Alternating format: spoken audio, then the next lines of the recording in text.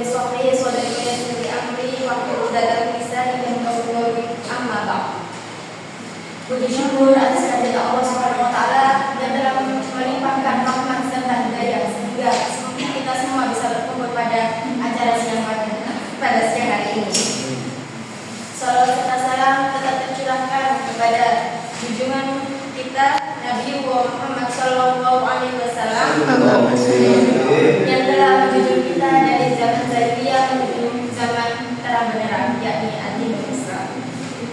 Yang saya hormati Ibu Intan Yunis Nain Dasari selaku dosen pengampu mata kuliah manajemen profesi dan kedua pemateri kami yaitu Kak Ica dan Kak Husen dan teman-teman saya yang berbahagia.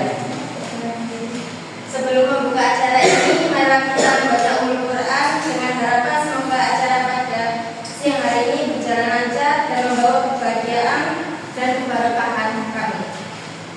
La hadatsna Nabi Mustafa sallallahu alaihi wasallam wa la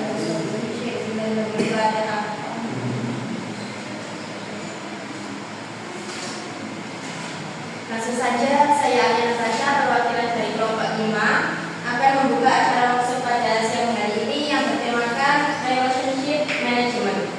Untuk selanjutnya saya serahkan kepada moderator.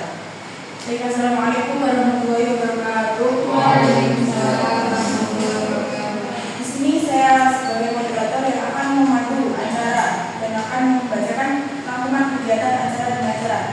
Acara yang pertama yakni pembukaan.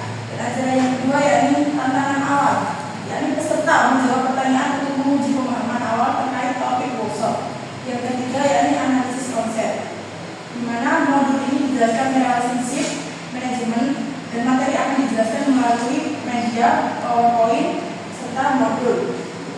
Serta akan diberikan file pembelajaran yang berisikan semua materi termasuk dokumen dan PowerPoint. Peserta akan diberikan kesempatan untuk melakukan sesi tanya jawab terkait materi. Jika sesi tanya jawab telah selesai, peserta akan diberikan kuis untuk menguji mengetahui terkait relationship management. Yang ketiga yakni kolaborasi. Di sini peserta mengerjakan lembar kerja yang diberikan dengan berkelompok sesuai dengan kelompok kesepakatan awal. Yang kelima yakni refleksi belajar. Refleksi belajar di sini yaitu untuk meningkatkan pemahaman holistik tentang relationship management serta meningkatkan keterlibatan aktif peserta dalam diskusi. Peserta dapat menganalisis tantangan dan solusi terkait relationship management yang mendorong peserta untuk merencanakan pengembangan profesional profesi lebih lanjut. Selanjutnya yakni inspirasi baru. Peserta dapat menerapkan pengetahuan terkait konsep yang telah dipelajari dengan situasi nyata. Peserta dapat berpikir kreatif untuk menemukan solusi atau perspektif baru terhadap suatu permasalahan, serta peserta dapat mengembangkan minat dalam menemukan topik baru yang menarik untuk dipelajari lebih lanjut. Yang ketujuh yakni rencana atau aksi nyata. Peserta dapat melakukan diskusi dengan kelompok sesuai dengan kesepakatan awal. Kelompok diskusi dapat berkolaborasi dengan kelompok lain untuk memperluas wawasan terkait materi. Peserta melakukan praktek komunikasi dan ini waktunya 25 menit. Dan yang terakhir yakni penutup. Pada penutup ini akan disampaikan penyampaian kesimpulan, doa serta salam. Baik, langsung saja kita masuk ke materi yang pertama. Akan disampaikan oleh Ica.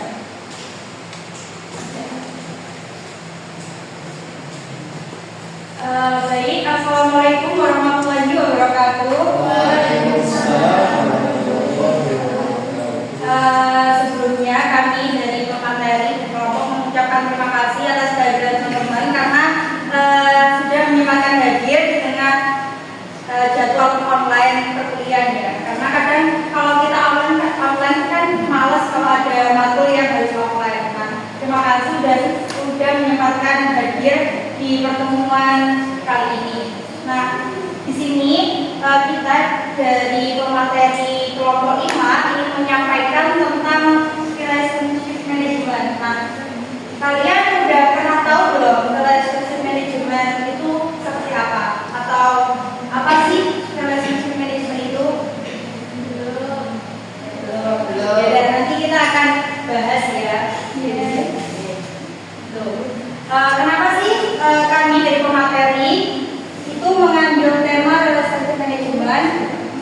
Ada yang tahu nggak? Oke, udah. Kita lanjut karena kita terlalu break. Kemarin kan kelompok 5 udah menjelaskan tentang profesi-profesi yang berhubungan dengan masyarakat, yang berhubungan dengan hubungan masyarakat. Makanya kita ambil salah satu keahlian yang berhubungan dengan profesi-profesi tersebut, yaitu manajemen relationship. Lanjut ke materi pertama, yaitu what is relationship management. Nah, itu maksudnya apa sih relationship management itu atau manajemen hubungan? Jadi manajemen hubungan itu adalah sebuah proses pengelolaan komunikasi dan interaksi dengan individu atau sekelompok orang dalam sebuah organisasi untuk mencapai suatu hasil yang saling menguntungkan. Jadi dalam hubungan manajemen itu berarti proses pengelolaan komunikasi. Kita dalam manajemen hubungan itu akan belajar tentang bagaimana sih cara kita untuk mengelola komunikasi serta interaksi yang baik, yang efektif dan efisien dalam menghadapi individu atau sekelompok orang yang bertujuan saling menguntungkan. Nah, kita lanjut ke materi yang kedua aja langsung. What is the purpose of relationship management? Nah, apa sih tujuan dari relationship management atau manajemen hubungan ini?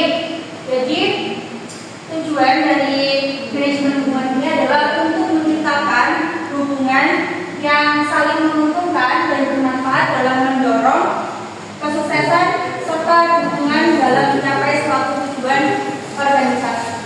Jadi kita dalam belajar hubungan manajemen ini berusaha untuk menciptakan hubungan yang baik, hubungan yang efektif, yang saling menguntungkan, yang bisa mendorong kesuksesan dan dukungan dalam mencapai suatu tujuan organisasi. Nah, dalam manajemen relationship atau hubungan manajemen kita nanti akan dihadapkan oleh beberapa stakeholder atau beberapa pemangku kepentingan. Karena tidak bisa dipungkiri kalau kita nantinya terjun dalam dunia kerja, itu kita pasti akan berhadapan dengan banyak audiens, banyak kayak pemangku kepentingan seperti klien,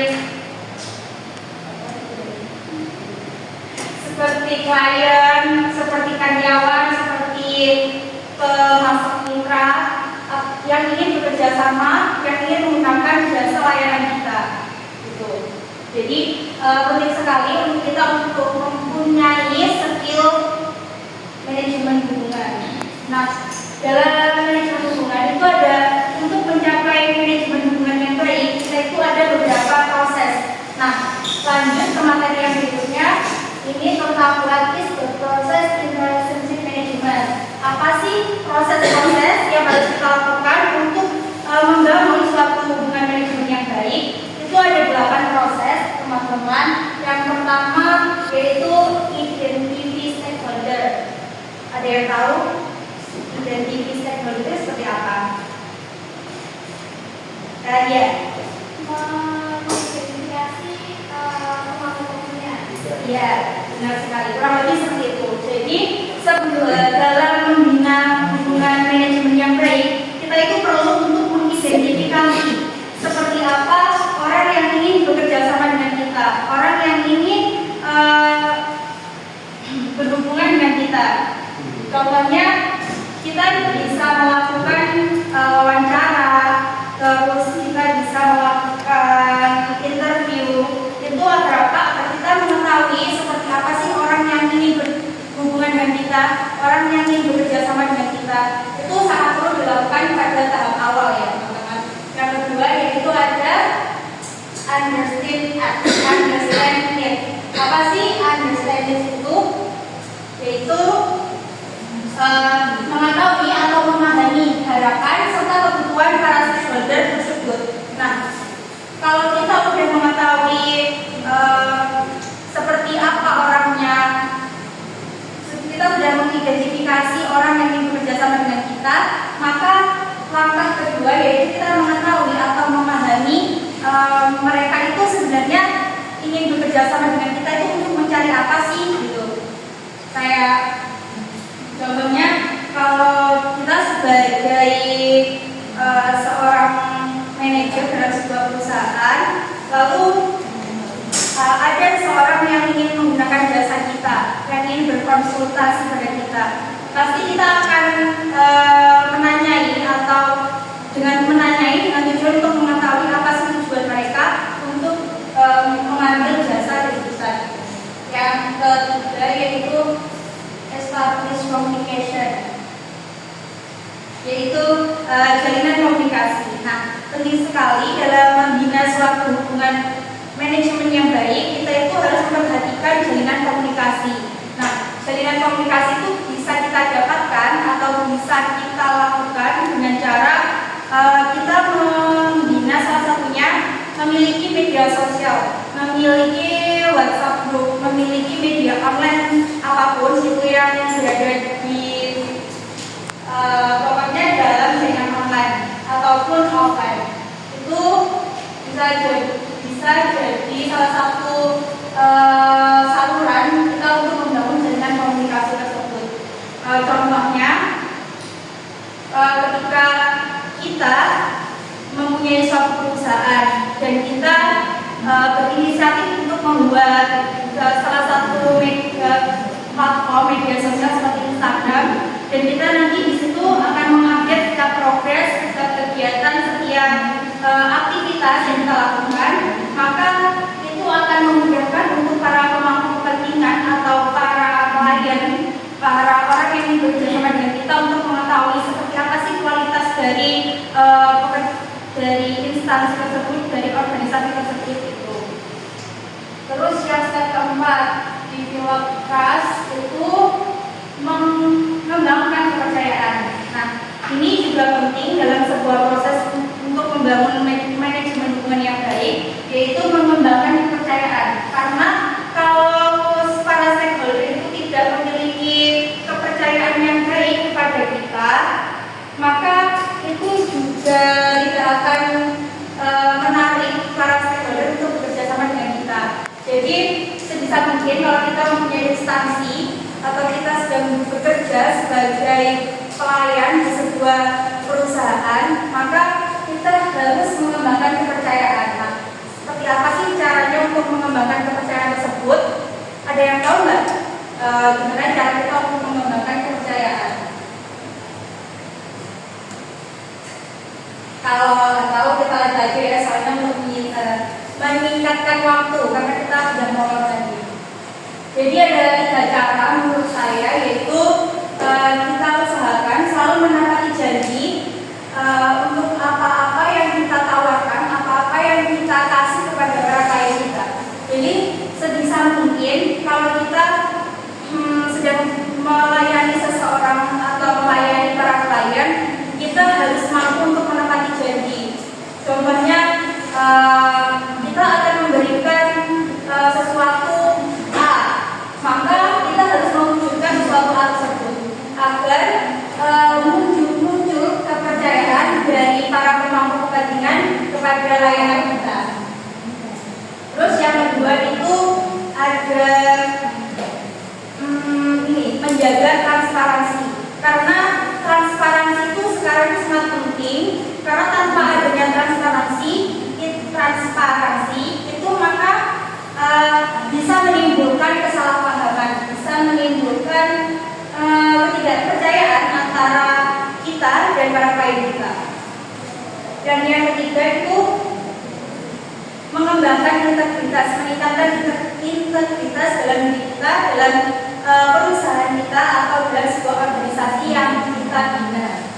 Yang step kelima yaitu deliver value, memberikan sebuah nilai. Jadi sebisa mungkin kalau kita memiliki instansi atau organisasi, kita berikan layanan terbaik, kita berikan layanan yang memiliki nilai terbaik kepada para klien kita. Terus yang keenam itu adalah maintain regular contact, yaitu menjaga atau mempertahankan kontak secara teratur. Nah, ini maksudnya kita jika kita sudah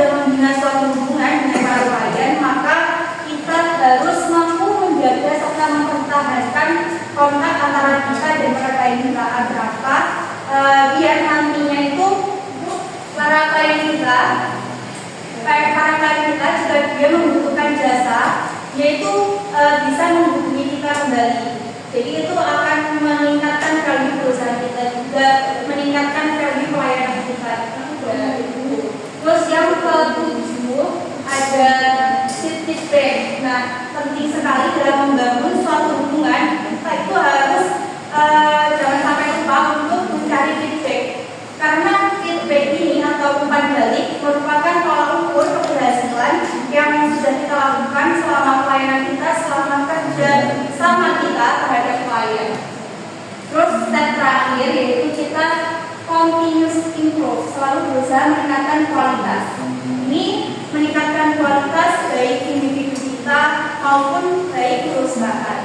Nah, kita bisa lakukan continuous improve ini dengan cara mengidentifikasi apa yang sudah kita kerjakan, apa yang sudah kita lakukan, dan apa yang sudah kita berikan kepada para klien ataupun para pemangku kepentingan yang ingin bekerja sama dengan kita. Jadi itu tadi mungkin proses-proses yang menurut saya penting dalam membangun suatu hubungan yang baik, mulai dari identify stakeholder. Terus ada yang ingat tadi apa aja yang kedua? Ayo.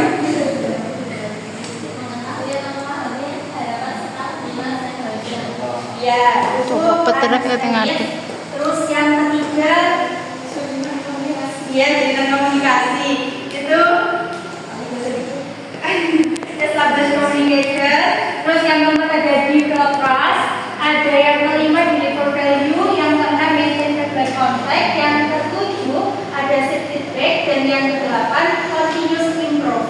Mungkin sedikit informasi yang bisa saya sampaikan tentang apa tadi pengertian, apa tadi tujuan, serta bagaimana sih proses untuk membangun suatu manajemen hubungan yang baik dengan para pemangku kepentingan.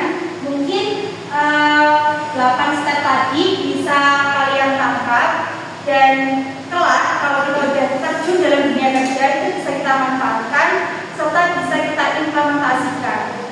Karena kalau kita mampu memiliki skill menjaga hubungan yang baik, menjaga hubungan manajemen yang baik, atau memiliki manajemen hubungan yang baik, itu akan berdampak positif bagi diri kita, bagi perusahaan. Karena tidak bisa dipungkiri kalau kita terjun dalam dunia kerja, pasti yang dilihat terlebih dahulu apa? Pasti kemampuan kita kan? Iya. Terus apalagi kalau kita bekerja sebagai sales mungkin ya, itu kalau kita mampu memperoleh klien yang banyak, maka value kerja kita akan tinggi. Terus jabatan kita bisa dinaikkan. Itu juga berpengaruh, itu juga berlaku dalam perusahaan, dalam pendidikan, ataupun dalam pemerintahan seperti itu. Nah, maka semoga kita nanti ketika terjun dalam dunia kerja bisa menjadi seseorang yang memiliki skill manajemen hubungan yang baik. Agar masa depan kita, dalam karir kita itu bisa mendukung, bisa terus naik gitu. Mungkin sampai situ aja materi yang bisa saya sampaikan. Saya lanjut ke pemateri yang kedua. Oh ya, sebelum lanjut ke materi yang kedua, mungkin dari teman-teman ada yang ditanyakan tentang beberapa materi yang telah saya sampaikan tadi. Kalau belum, yaudah kita lanjut aja untuk menyingkat waktunya. Saya persilahkan kepada teman-teman saya, yaitu Mas Busen, untuk menjelaskan apa sih macam-macam serta apa sih penting dari manajemen hubungan ini.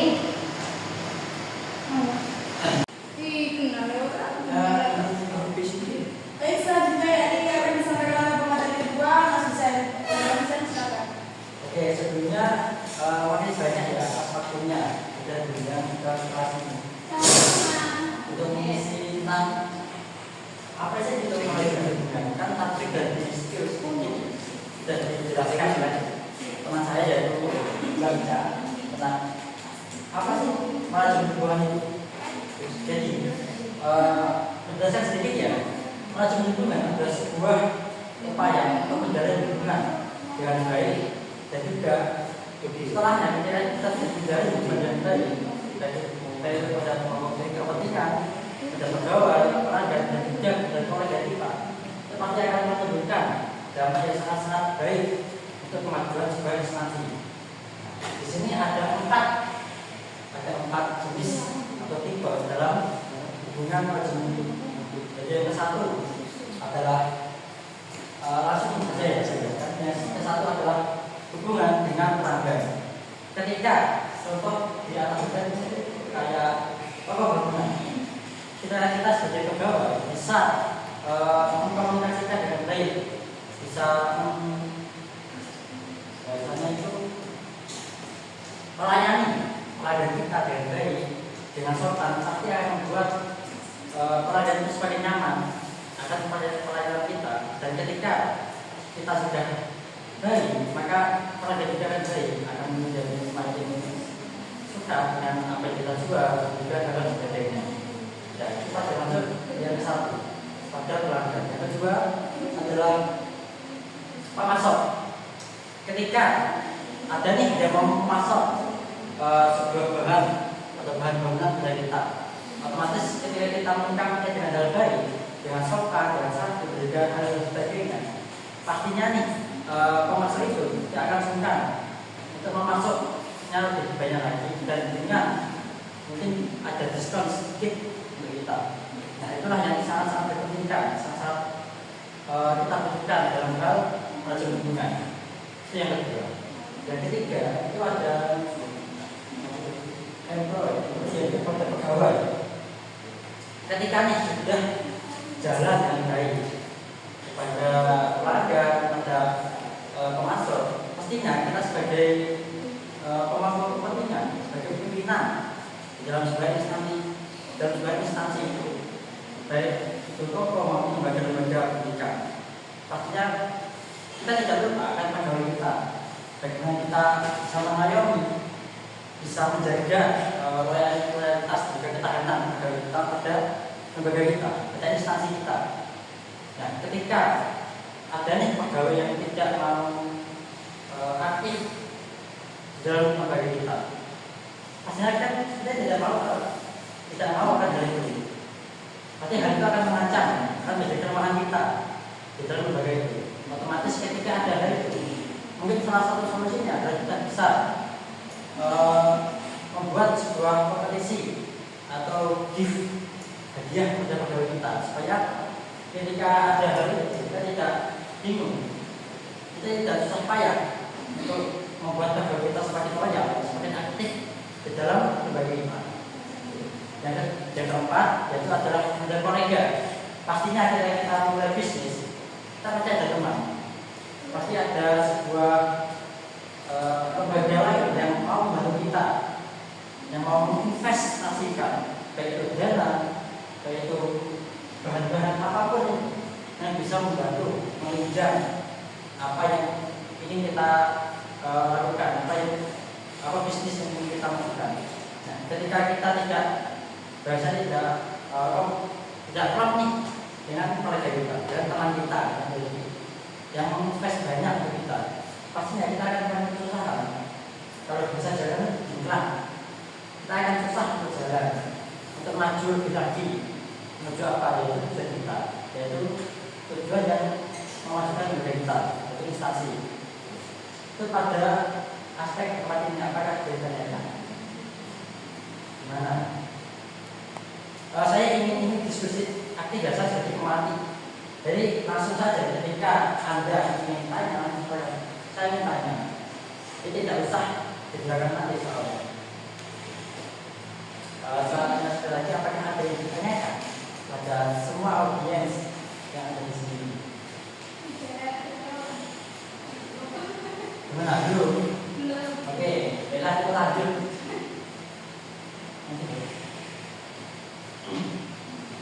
Oke nih, tadi kan sudah membahas tentang 4 tipe dalam hubungan manajemen, hubungan.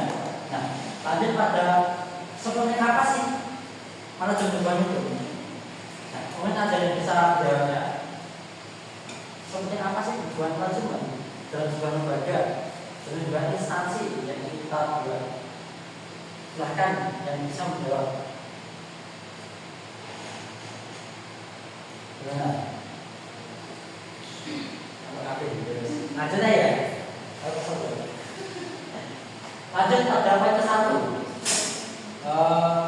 yaitu bagaimana kita membuat keloyalan, setia, membuat pelanggan kita setia hingga ketahanan pelanggan hingga keloyalan pelanggan akan berbagai hal. Contoh akan melihat pada pembangunan, di mana pelanggan kita yang ingin membeli bahan-bahan bangunan itu menjadi loyal pada kita, jadi tahan, tidak mudah untuk beli di toko yang lain, fokus pada toko kita, fokus harus setia pada toko kita, selalu membeli pada toko kita. Nah itu pentingnya tajam hubungan, yaitu bisa menggait pelanggan, bisa memaksimalkan, bisa membuat ia memiliki kata dengan kita untuk memasukkan bagi kita toko ini. Dan kedua yaitu enhance, yaitu bagaimana kita meningkatkan pengenalan pelanggan akan toko kita, bagaimana pelayanan kualitas, pelayanan pegawai yang pelanggan itu harus berbeda, bagaimana bahan-bahan yang kita sediakan semakin baik, bagaimana konsep untuk melayani dengan baik media online maupun media fisik dengan sebaik mungkin. Itu pada waktu yang paling dua. Lanjut pada poin yang ketiga, bagaimana kita meningkatkan aspek pada penjualan dan juga pemasukan. Ini ketika nih ada bahan bangunan yang tidak laku, bagaimana sih kita menginovasikan supaya hal itu laku?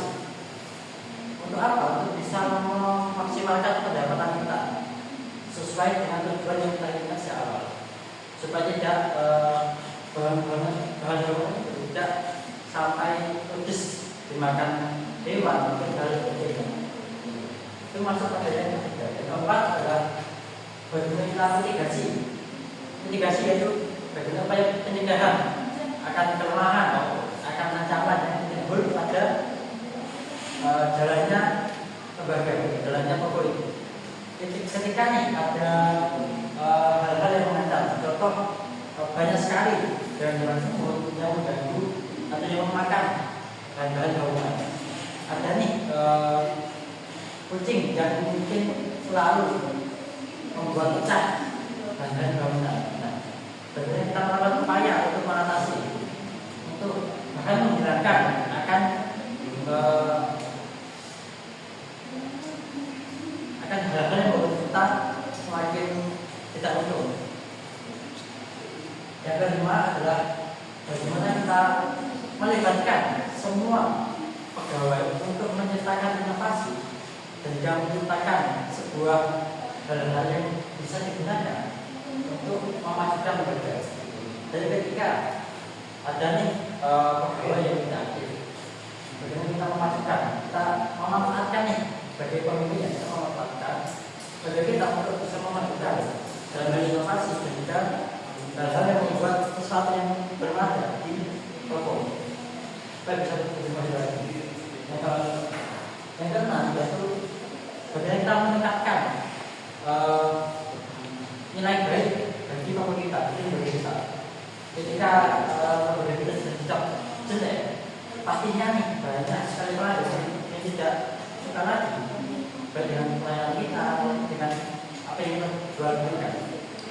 Dan ketika hal itu sudah mulai muncul, kita mesti cepat-cepat untuk menghilangkannya, untuk mencegahnya. Supaya apa? Ketika hal itu muncul, kita tidak bingung, kita tidak kesusahan untuk menjualbelikan apa yang kita miliki. Ketika kita sudah sangat-sangat baik, bisa unggul, kita tidak perlu lagi untuk mendapatkan pelanggan lebih. Tapi akan pelanggan itu datang langsung dari kita tanpa kita mau. Dan yang keenam, yang ketujuh, yaitu bagaimana kita mengadaptasi dengan hal-hal yang belum ada. Contoh ini ada saingan, ada toko bangunan A dan toko bangunan B. Ketika toko bangunan B menggunakan inovasi teknologi, pastinya kita tidak mau kalah. Kita mesti mencoba juga. Kita pasti menginovasikan teknologi, bisa memasukkan teknologi pada lembaga kita atau bangunan yang kita ingin lakukan. Kita membuat sistem untuk jual beli online, kita membuat sistem untuk melayani dengan online juga, jadi tanpa kita butuh untuk toko. Jadi dia sangat mudah untuk mengakses bagaimana jual beli dalam toko itu. Itu adalah 7 pentingnya yang ada di dalam manajemen hubungan. Nah, mungkin itu yang disampaikan. Apakah sudah ditanyakan?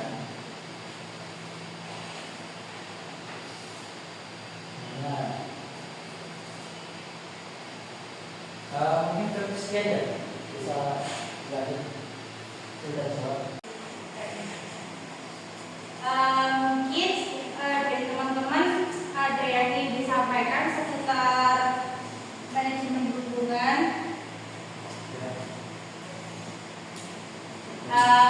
Kalau tidak, aku boleh bertanya nggak ke kalian? Boleh. Untuk ini aja ya, mengingat materi yang sudah kita sampaikan, tidak banyak kok. Mungkin aku akan menunjuk satu laki-laki sama satu perempuan untuk menyampaikan apa sih yang kalian dapat tentang presentasi yang sudah kita sampaikan ini tadi. Ya, karena kan tadi kita dari pihak materi sudah menanyakan, pihak materi dari kelompok sudah menanyakan ada yang ditanyakan apa enggak, katakan tapi enggak ada. Nah, untuk kalian kan pasti kalian sudah bisa menangkap apa sih manajemen hubungan yang kita sampaikan tadi. Meskipun agak lumayan nggak efektif ya tadi. Terus memang itu kita mau tunjuk satu lagi sama satu perempuan untuk menyampaikan apa sih yang kalian dapat tentang pertemuan kali ini. Boleh kan? Boleh kan? Yaudah, untuk menyingkat waktunya, aku minta Mas Buddha untuk menyampaikan materi kita tadi. Sepengetahuan aja, nggak usah lengkap. Terus sama Mbak Gila untuk menyampaikan materi kita hari ini. Bisa ini ya berdiri. Baik, terima kasih. Jadi baik, di sini saya sebagai audiens ingin menyampaikan sedikit terkait materi yang sudah dibawakan oleh pemateri. Nah, kita tadi kan membahas tentang relationship management. Nah, kira-kira itu menurut saya, bukan menurut saya, maksudnya dari materi tadi, itu relationship management itu adalah upaya untuk menjalin hubungan yang baik antara pemangku kepentingan untuk saling menguntungkan dalam mencapai suatu tujuan sebuah organisasi atau instansi. Nah, di sini tuh ada proses dalam membangun relationship management. Ada 8. Yang pertama itu ada identify stakeholder. Terus yang kedua ada understand it, yakni mengetahui dan memahami stakeholder. Terus yang ketiga ada jaringan komunikasi. Yang keempat ada develop trust atau mengembangkan kepercayaan. Lalu yang kelima ada deliver value, yakni memberikan sebuah nilai. Terus yang keenam ada maintain regular kontak, yakni menjaga kontak secara teratur. Lalu yang ketujuh ada seek feedback, yakni mencari umpan balik. Dan yang terakhir ada continue improve, berusaha meningkatkan kapasitas. Nah, mungkin itu dari saya. Untuk materi selanjutnya bisa dilanjutkan oleh audiens kedua. Terima kasih untuk audiens. Untuk masnya silakan disampaikan. Menyampaikan manajemen hubungan atau relationship management adalah strategi yang digunakan oleh organisasi atau individu untuk membangun, mempertahankan, dan mengembangkan hubungan yang saling menguntungkan dengan pihak-pihak terkait seperti pelanggan, karyawan, mitra, dan pemangku kepentingan lainnya. Tujuan utamanya ialah dari manajemen hubungan ini menciptakan interaksi yang positif dan produktif, meningkatkan kepuasan loyalitas dan nilai jangka panjang bagi semua pihak yang terlibat. Baik, terima kasih. Riokos untuk teman kita. Terima kasih ya teman-teman sudah mau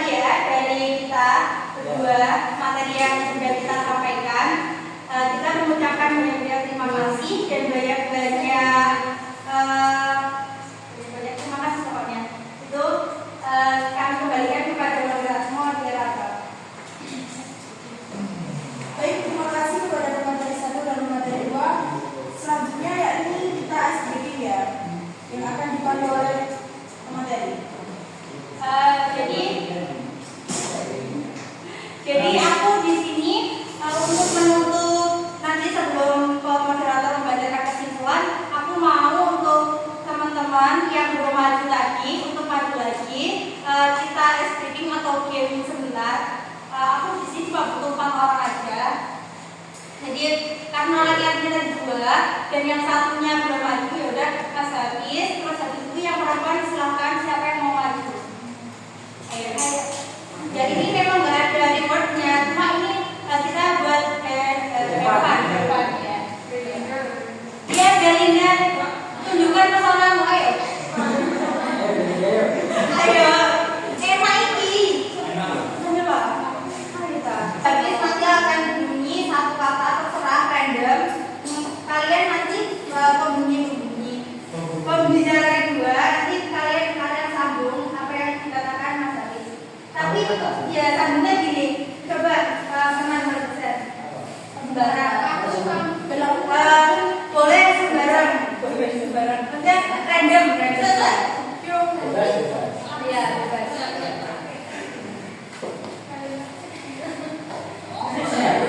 Contohnya gini ya.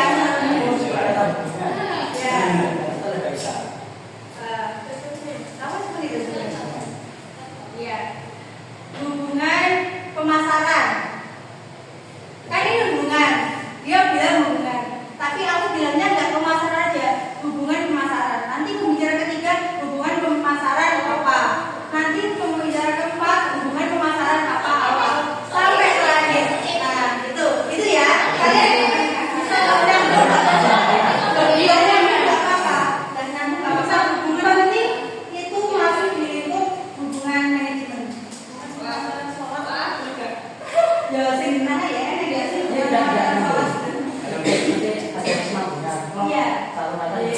Iya, penting tadi gitu ya. Jadi nanti yang nyambung pembicara kedua itu yang nyambung nggak hanya kayak nerusin kayak pemasaran, terus ini pemasaran juga, tapi ada kumpulan dari kata yang pembicara pertama gitu ya. Jadi kalian harus fokus, apalagi jadi pembicara terakhir.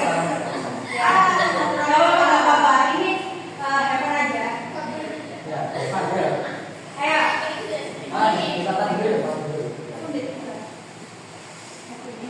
Dimulai Mas Hafiz ya. Silakan. Pentingnya hubungan manajemen evaluasi.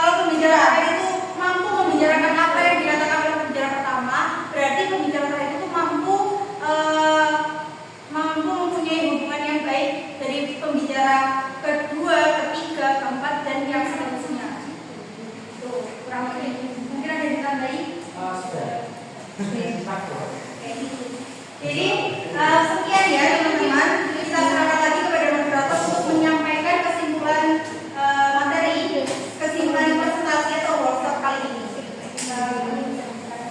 Baik, terima kasih kepada materi 1 dan materi 2. Mohon memperhatikan. Di sini saya sebagai moderator akan menarik kesimpulan dari pemateri pertama dan pemateri kedua. Yakni yang dapat ditarik kesimpulan dari materi relationship management atau manajemen hubungan, yakni apa sih manajemen hubungan itu? Sebenarnya relationship management itu sebuah strategi di mana suatu organisasi membangun dan memelihara hubungan dengan baik dan positif dengan pelanggan, klien, mitra kerja, dan karyawan. Pada intinya, relationship management yakni proses pengelolaan komunikasi dan interaksi yang dengan individu atau kelompok orang dengan organisasi untuk mencapai hasil yang menguntungkan. Manajemen hubungan yakni upaya untuk menjalin hubungan dengan baik yang dapat menimbulkan dampak yang sangat baik. Nah, salah satu proses relationship management yang dapat saya tarik dari ke-8 tadi, yakni yang develop trust atau untuk membangun kepercayaan. Untuk membangun kepercayaan sendiri ada 3, yakni menepati janji yang pertama, yang kedua menjaga transparansi, dan yang ketiga yakni dengan meningkatkan integritas kita. Yang terpenting yakni mencari feedback karena dapat menjadi tolak ukur untuk kita sendiri. Nah, ada pun tipe types of relationship management, yakni ada 4. Yang pertama customer, yang kedua supplier, yang ketiga employer, dan yang keempat yakni partner. Nah, sekian yang dapat saya simpulkan, dan